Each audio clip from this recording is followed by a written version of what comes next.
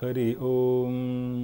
ധ്യായാമോധവളവകുണ്ഠനവതീം തേജോമയീം നൈഷ്ഠികീം സ്നിഗ്ധാപാംഗവിലോകിനീം ഭഗവതീം മന്ദസ്മിതശ്രീമുഖീം വാത്സല്യാമൃതവർഷിണീം സുമധുരം സങ്കീർത്തനാലാഭിനീം ശ്യാമാംഗീമതസിക്തസൂക്തിം അമൃതാനന്ദാത്മികാമീശ്വരീം. ഓം ഗും ഗുരുഭ്യോ നമ. ഓം ഗം ഗണപതേ നമ. ഓം ഹാ സരസ്വത്യൈ നമ. ഓം ഓം അമൃതേശ്വരി നമഃ. വിഷയം ഗുരുഗീതയാണ്. ശ്ലോകം ഇപ്രകാരമാണ്: സൂതവാച കൈലാസശിഖരേ രമ്യേ മോക്ഷസാധനഹേതവേ പ്രണമ്യ പാർവതീഭക്ത്യാ ശങ്കരം പരിപൃച്ഛതി. അഥവാ കൈലാസശിഖരേ രമ്യേ ഭക്തിസന്ധാനഹേതവേ പ്രണമ്യ പാർവതീഭക്ത്യാ ശങ്കരം പരിപൃച്ഛതി. ഇത് ഒരു ഗുരു ശിഷ്യ സംവാദത്തിൻ്റെ ആരംഭമാണ്. ഇവിടെ ശിഷ്യ സാക്ഷാത് പാർവതി ദേവിയും ഗുരു സാക്ഷാത് പരമേശ്വരനുമാണ്. ഇത് ഒരു നാടകം മാത്രമാണ്. ഭഗവതി ദേവി ഈ ചോദ്യം ചോദിക്കുമ്പോൾ ദേവിക്ക് അതിൻ്റെ ഉത്തരം അറിയാത്തത് കൊണ്ടല്ല. ഇപ്രകാരമുള്ള പ്രശ്നങ്ങൾക്ക് ലോകോപകാരക പ്രശ്നം എന്ന് പറയും. ഇത് നമ്മൾക്ക് വേണ്ടി ചോദിക്കുന്ന ചോദ്യമാണ്. ഈ ചോദ്യത്തിൻ്റെ ഉത്തരം നമ്മൾക്ക് വേണ്ടിയാണ്, അല്ലാതെ ദേവിക്ക് വേണ്ടിയല്ല.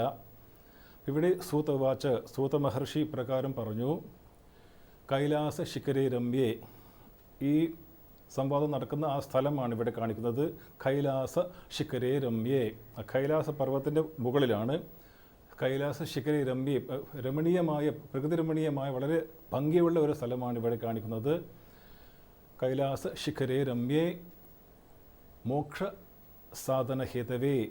അതായത് ശിവനെ സൂചിപ്പിക്കുകയാണ്. സാക്ഷാത് പരമേശ്വരൻ മോക്ഷ സാധനഹേതവേ അഥവാ ഭക്തി സന്ധാനഹേതവേ. ഒന്നിക്ക് ഭക്തി പ്രദാനം ചെയ്യാൻ കഴിവുള്ള ആ ശക്തിയാണ് പരമശിവൻ. അതല്ലെങ്കിൽ മോക്ഷ സാധനഹേതവേ, നമുക്ക് മോക്ഷം നൽകാൻ കഴിവുള്ള ഒരേ ഒരു ശക്തി പരമേശ്വരനാണ്. പരമേശ്വരൻ ഇവിടെ ഉദ്ദേശിക്കുന്നത് പരമാത്മാവ് എന്നുള്ള അർത്ഥത്തിലാണ്.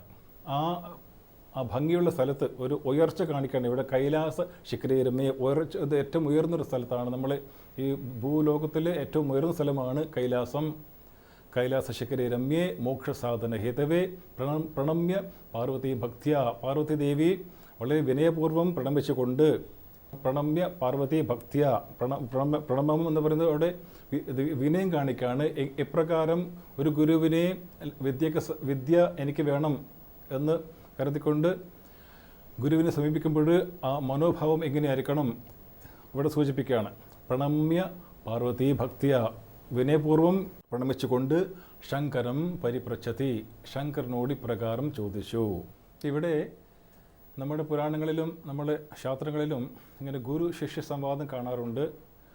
അത് മറ്റൊരു സാഹചര്യത്തിൽ സാക്ഷാത് ഭഗവാൻ ശിവൻ തന്നെ തൻ്റെ പുത്രനായ ഗുഹൻ്റെ ശിഷ്യനായിട്ട് ഒരു സംഭവമുണ്ട്. അപ്പോൾ അത് നമ്മൾക്ക് വേണ്ടിയാണ്. അവിടെ ഒരു ഗുരുഗുഹ സോദര ഗണനാഥ നമ്മളിങ്ങനെ കേൾക്കാറുണ്ട്. ഗുരുഗുഹ സോദര, അവിടെ ഗുഹൻ സുബ്രഹ്മണ്യൻ അവിടെ ഗുരുവാണ്, അവിടെ ശിഷ്യൻ അച്ഛനായ സാക്ഷാത് പരമേശ്വരനാണ്. അപ്പോൾ അതോട് ഒരു നാടകം മാത്രമാണ്.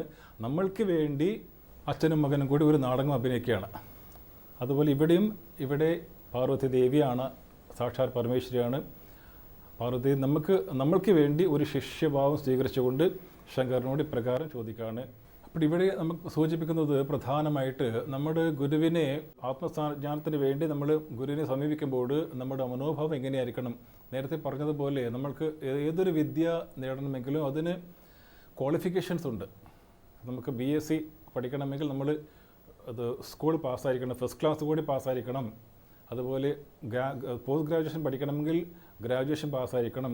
PhD പഠിക്കണമെങ്കിൽ പോസ്റ്റ് ഗ്രാജുവേഷൻ പാസ്സായിരിക്കണം. എല്ലാ വിദ്യക്കും അത് നേടണമെങ്കിൽ അതിനൊരു ക്വാളിഫിക്കേഷൻസ് ഉണ്ട്. അതിനിവിടെ നമ്മുടെ ശാസ്ത്രത്തിൽ അതിന് അധികാരി എന്ന് പറയും. അപ്പോൾ ഇവിടെ അധികാരി ആരായിരിക്കണം? ഒരു സാമാന്യമായിട്ട് ചിത്തശുദ്ധിയുള്ള ഒരു വ്യക്തിയായിരിക്കണം. ഒരുപാട് ആഗ്രഹങ്ങൾ നിറഞ്ഞ ഒരു വ്യക്തിക്ക് ഒരിക്കലും ഗുരുവിൻ്റെ അടുത്ത് ചെന്നിട്ട് ഗുരുവിൻ്റെ മുന്നിൽ ഇരുന്ന് കഴിഞ്ഞാൽ കേൾക്കാനുള്ള ഏകാഗ്രത പോലും ഉണ്ടാവില്ല. ഗുരു പറയുന്ന കാര്യങ്ങൾ ഗുരു ഉപദേശം നൽകുമായിരിക്കും, ശിഷ്യൻ്റെ മനസ്സ് ഇങ്ങോട്ട് പോകും. അങ്ങനെ അയക്കാൻ പാടില്ല. ഒരു relatively peaceful mind, relatively calm and concentrated mind, ഇങ്ങനെയുള്ള വ്യക്തിക്ക് മാത്രമേ വിദ്യ കൊണ്ട് വല്ലതും പ്രയോജനം ഉണ്ടാകുള്ളൂ. അതിൽ അമ്മ സാധാരണ പറയാനുള്ളത് പോലെ ഒരു അച്ചാറിൻ്റെ കുപ്പി, അച്ചാറിട്ട് വെച്ച കുപ്പി അച്ചാർ മാറ്റി വെച്ചിട്ട് നന്നായിട്ട് കഴുകാതെ അതിൽ പാൽ ഒഴിച്ച് കഴിഞ്ഞാൽ ആ പാൽ കൊണ്ട് പ്രയോജനം ഉണ്ടാവില്ല. നമ്മ എപ്പോഴും പറയാറുണ്ട്. അതുപോലെ നമുക്കൊരു വിദ്യ സ്വീകരിക്കാനുള്ള ഒരു ഉത്തമ പാത്രം നമുക്ക് ആദ്യമായിട്ട് ഉണ്ടാകണം. ഇപ്പം നമ്മൾ പ്രേമസാഗര തീരെ, അമ്മ പ്രേമസാഗരമാണ്. പ്രേമസാഗര തീരെ നമ്മുടെ അമ്മയുടെ അടുത്ത് പോകുമ്പോൾ ഒരു ടീസ്പൂണും കൊണ്ട് ചെന്ന് കഴിഞ്ഞാൽ നമുക്ക് എന്താ കിട്ടുക? അതിൽ ടീസ്പൂണിലൊന്നും കിട്ടില്ല. നമ്മൾ സമുദ്രത്തെ സമീപിക്കുമ്പോൾ ആ സമുദ്രത്തിന് വെള്ളം കൊണ്ടുവരികയാണ്. അതിന് നദീതീരത്ത് ചെന്നിട്ട് നമ്മൾ നദിയിൽ നിന്ന് വെള്ളം കൊണ്ടുവരുമ്പോൾ നമ്മുടെ പാത്രത്തിൻ്റെ അളവിനനുസരിച്ചായിരിക്കും നമുക്ക് വെള്ളം കിട്ടുക. നമ്മൾ ഒരു ചെറിയ സ്പൂണ് മാത്രം എടുത്ത് പോയി കഴിഞ്ഞാൽ നമുക്ക് തുച്ഛമായ വെള്ളമേ കിട്ടുള്ളൂ. ഒരു കുടമെടുത്ത് പോകുകയാണെങ്കിൽ അത്ര കൂടുതൽ വെള്ളം കിട്ടും. വലിയ കുടമെടുത്ത് പോകുകയാണെങ്കിൽ കൂടുതൽ വെള്ളം കിട്ടും. അതേ സമയത്ത് ആ വെള്ളത്തിന്, ആ കുടത്തിന്, ആ പാത്രത്തിന് വൃത്തിയില്ലെങ്കിൽ ആ വെള്ളം കൊണ്ട് നമുക്ക് പ്രയോജനം ഉണ്ടാവില്ല. അതുപോലെയാണ് നമ്മുടെ മനസ്സും. മനസ്സിൻ്റെ വിശാലതയിലെ മനസ്സ് ആയിട്ട് വേണം ഗുരുവിനെ സമീപിക്കേണ്ടത്. അതല്ലാതെ മനസ്സിന് വിശാലത ഇല്ലെങ്കിൽ നമുക്ക് ഗുരു പറയുന്ന കാര്യങ്ങൾ മനസ്സിലാക്കാൻ പ്രയാസമായിരിക്കും. ഇവിടെ സൂചിപ്പിക്കുന്നത് കൈലാസ ശിഖരേ രമ്യയെ, ഇത് ഉയർന്ന സ്ഥലം കാണിക്കുന്നത് സിംബോളിക്കാണത്. അതായത് ഒരു പരീക്ഷ ലോകാൻ കർമ്മജിത്താൻ ബ്രാഹ്മണഹ എന്ന് പറയാറുണ്ട്. നമ്മൾ ഇത് നന്നായിട്ട് നമ്മൾ ഇത് വൈദിക സമ്പ്രദായ പ്രകാരം നമ്മൾ ജീവിതം നയിക്കുകയാണെങ്കിൽ നമുക്കൊരു ചിത്തശുദ്ധി വരും. ആ ചിത്തശുദ്ധി വന്നു കഴിഞ്ഞാൽ നമുക്ക് പല കാര്യം ശ്രദ്ധിക്കാൻ സാധിക്കും. അപ്പോൾ അദ്ദേഹത്തിന് തോന്നും ഈ ലോകത്തിൽ പല ശക്തികളുണ്ട്. ഈ പല ശക്തികളുണ്ടെങ്കിൽ ഈ ശക്തികളെല്ലാം നിയന്ത്രിക്കുന്ന ഒരു പരാശക്തി ഉണ്ട് എന്നൊരു ബോധമുണ്ടാവും. അതിനെ അറിയാൻ വേണ്ടിയാണ് സമീപിക്കുന്നത്. അപ്പോൾ നമുക്ക് മനസ്സിൽ ഒരു കൺക്ലൂഷൻ വന്നു കഴിഞ്ഞു. ഒരു പരംശക്തി ഉണ്ട്.